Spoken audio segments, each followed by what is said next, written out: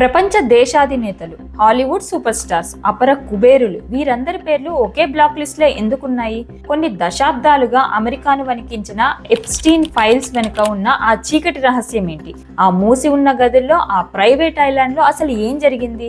Jeffrey Epstein అనే ఒక investment banker ప్రపంచాన్నే శాసించే స్థాయికి ఎలా ఎదిగాడు? అతని వెనుక ఉన్న అక్రమ సామ్రాజ్యం కథేంటో చాలా మందికి డౌట్ ఉంది. ఈ రోజు ఆ విషయాన్ని క్లియర్ గా చెప్తా వినండి. జెఫ్రీ ఎప్స్టీన్ బయటకు ఒక సాధారణ ఇన్వెస్ట్మెంట్ బ్యాంకర్గా కనిపించిన అతని పరిచయాలు మాత్రం అసాధారణం. కేవలం డబ్బుతోనే కాకుండా రాజకీయ నేతలు, సెలబ్రిటీలతో ఉన్న సాన్నిహిత్యంతో ఒక అజేయమైన శక్తిగా ఎదిగాడు. అయితే 2005లో మొదటిసారి ఇతని అసలు రంగు బయటపడింది.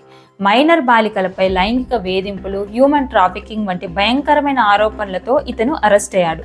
2019లో జైల్లోనే అనుమానాస్పద స్థితిలో ఎప్స్టీన్ మరణించాడు. కానీ అతను చనిపోయినా అతను వదిలి వెళ్లిన లిస్టు మాత్రం నేటికి ప్రపంచాన్ని నిద్రపోనివ్వడం లేదు. ఇటీవల న్యూయార్క్ కోర్టు వేల పేజీల డాక్యుమెంట్లను బహిర్గతం చేసింది. ఇందులో ప్రధానమైంది ఎప్స్టీన్ గెస్ట్ లిస్ట్. ఎప్స్టీన్ కు సొంతగా ఒక ప్రైవేట్ ఐలాండ్ ఉండేది. అక్కడికి ఎవరు వచ్చారు, ఎవరెవరితో కలిసి పార్టీలు చేసుకున్నారు అనే వివరాలు ఇప్పుడు బయటకు వచ్చాయి. ఈ పత్రాల్లో మాజీ అధ్యక్షుడు bill Clinton, Donald Trump, Britain యువరాజు ప్రిన్స్ ఆండ్రూ వంటి దిగ్గజాల పేర్లు ప్రస్తావనకు రావడం అంతర్జాతీయంగా ప్రకంపనలు సృష్టిస్తోంది.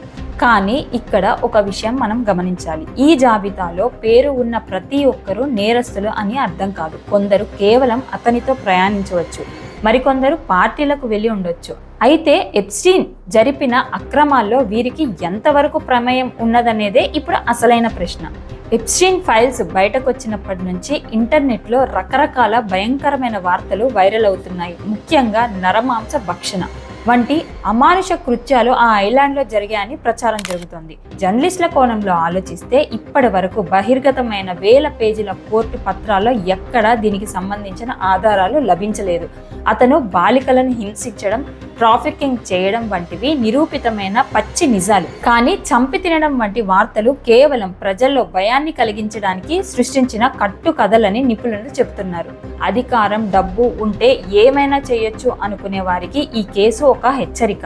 ఎప్స్టీన్ కేసు కేవలం ఒక వ్యక్తికి సంబంధించింది కాదు, ఒక వ్యవస్థలోని కుళ్ళును బయటపెట్టింది. నేరస్తుడు ఎంతటి శక్తివంతుడైనా చట్టం ముందు మోకరిల్లాల్సిందే. బాధితులకు అండగా నిలబడడం, ఇలాంటి ఘోరాలు మళ్లీ జరగకుండా గట్టి నిఘా ఉంచడం మనందరి బాధ్యత.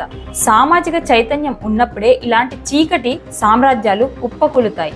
చట్టం ముందు ఎవరైనా సమానులే అని నిరూపించే ఈ కేసు మరిన్ని మలుపులు తిరిగే అవకాశం ఉంది. మరి ఈ వ్యవహారంపై మీ అభిప్రాయం ఏంటో కింద కామెంట్ చేయండి. వీడియో నచ్చితే ఒక లైక్ చేయండి.